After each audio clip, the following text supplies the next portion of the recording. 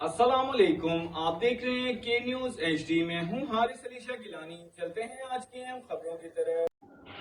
ताज़ा तरीन खबरों से बाखबर रहने के लिए हमारा चैनल सब्सक्राइब कीजिए।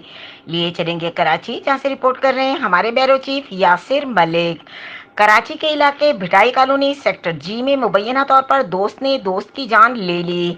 भिटाई कॉलोनी सेक्टर जी की रिहायशी जुहेब खान के छोटे भाई काशिफ खान उर्फ IG को गुलफराज नामी शख्स सेक्टर डी के रिहायशी ने गोलियां मार के कत्ल कर दिया। मुलजिम मौके से फरार हो गया। Karachi Korangi crossing Bhitai colony sector G के रिहायशी काशिफ खान उर्फ IG को सेक्टर डी में रहने वाले गुलफराज नामी शख्स ने काशिफ उर्फ IG को अपने घर बुलाया और फायरिंग करके कत्ल कर दिया।